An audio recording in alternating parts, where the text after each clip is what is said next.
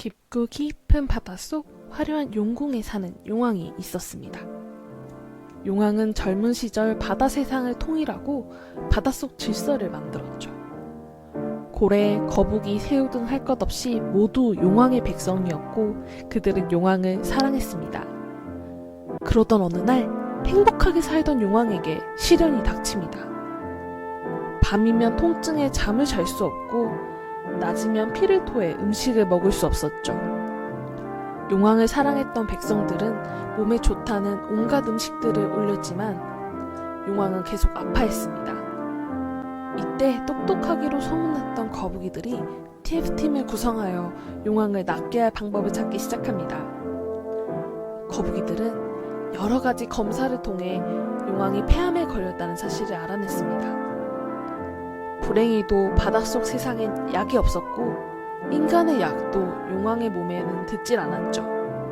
하지만 거북이들은 포기하지 않고 인간들처럼 신약을 개발하기로 합니다. 거북이들이 어떻게 신약을 개발해 가는지 알아보기로 하겠습니다. 먼저 거북이들은 용왕에게 왜 폐암이 생기게 되었는지 연구를 했습니다. 정말 많은 거북이들이 잠도 못 자고 매달렸어요. 그리고 찾아냈습니다. 용왕 폐를 이루는 단백질 중 하나가 변이를 일으켜 암세포를 만든 거였죠. 거북이는 한 줄기의 빛을 본 것만 같았습니다. 저 변이를 일으키는 단백질 분자를 어서 다 박멸해버리고 싶었어요. 하지만 어떤 물질이 단백질 분자를 타격하는지 알아내는 과정은 사막에서 바늘 찾기나 마찬가지였죠. 절망에 빠질 무렵 어느 한 거북이가 육지에서 내려와 새로운 방법을 알려주었습니다. 인간들은 한꺼번에 검사를 많이 하던데? HTS라는 것은 아주 소량의 시료를 가지고도 타겟 분자와 활성 반응이 있는지 검사를 할 수 있었죠. 그것도 동시에 아주 다양한 시료를요. 거북이 TF팀은 인간 연구소를 습격하여 HTS 장비와 시스템은 물론 데이터베이스도 같이 훔칩니다. 훔친 데이터베이스와 장비로 200개의 물질이 타겟 단백질 분자와 반응하는 것을 알아냈습니다. 이 200개의 물질은 공통된 특정 구조를 가지고 있었기 때문에 타겟 단백질 분자와 반응할 수 있었습니다. 거북이들은 그 특정 구조를 포함해 용왕의 암세포를 박멸할 수 있는 분자로 합성하기 위해서 계속 연구를 했습니다. 그러던 어느 날 거북이들은 자신들이 합성하려는 분자의 생김새가 토끼의 간과 매우 유사하다는 것을 발견하게 됩니다. 그리고 확신을 하게 됐죠. 아, 토끼의 간이 우리 용왕님의 폐에 있는 암세포를 박멸시킬 수 있겠구나. 거북이 TF는 그 즉시 토끼를 잡아다 간을 끄집어내 용왕에게 먹였습니다. 하지만 기대와는 달리 용왕은 차도를 보이지 않았습니다. 기대에 가득 찼던 바다 생물들은 실망을 감출 수 없었습니다. 이를 답답하게 여기던 문어가 연구소에서 인간을 납치해오게 되는데요. 문어는 연구소 인간에게 왜 이런 결과가 나왔는지 물었습니다. 인간이 답하길, 토끼간이 효과가 없는 게 아니라 그 성분만 먹어서는 폐에 있는 암세포까지 잘 도달하지 못해요. 폐에 가기 전에 다른 장기에 다 흡수되어 남는 건 똥밖에 없을 거예요. 문어가 다시 물었습니다. 그럼 토끼간을 100개 정도 먹으면 효과가 있을까? 인간은 화들짝 놀라며 아니요.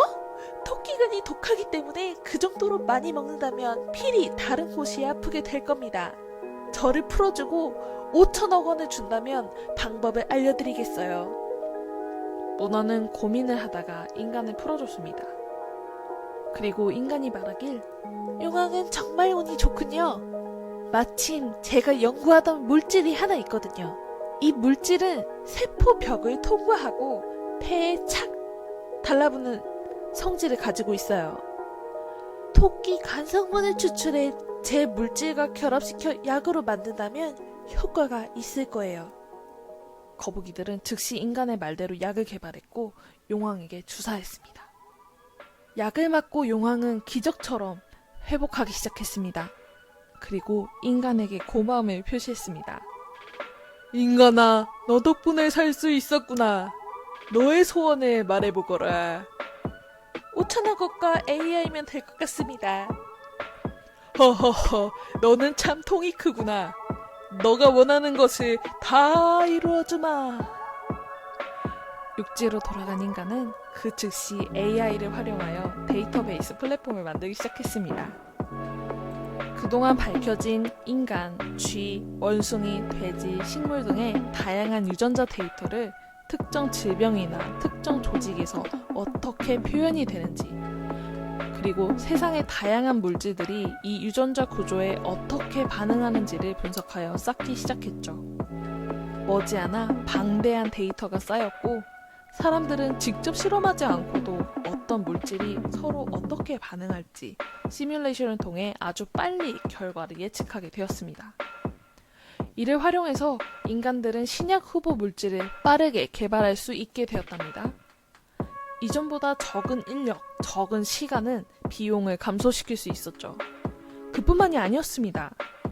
환자의 유전자 정보를 기반하여 이 약이 효과가 있을지 없을지 미리 예측하고 최적의 투약량도 계산할 수 있게 됩니다. 덕분에 신약 개발에서 가장 많은 비용이 드는 임상시험에서도 AI는 빛을 발하게 됩니다.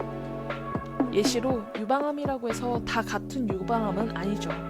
특정 유전자의 변이로 발생된 암의 표적 항암제를 개발했는데 모든 유방암 환자라고 이 약이 효과가 있다는 뜻은 아니니까요.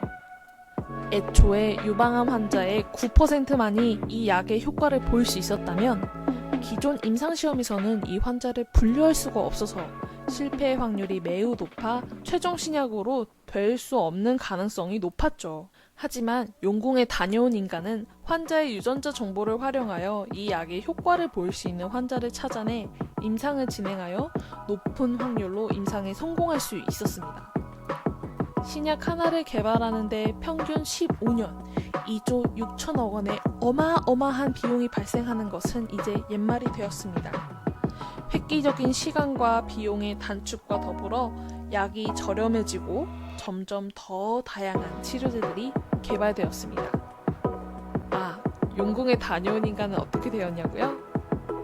인간은 용왕에게서 받은 인공지능 기술을 사람들에게 무료로 나누어주고 보상으로 받은 5천억 원은 인공지능을 기반으로 신약 개발 관련 스타트업 50개에 분산 투자를 하여 대박이 났답니다.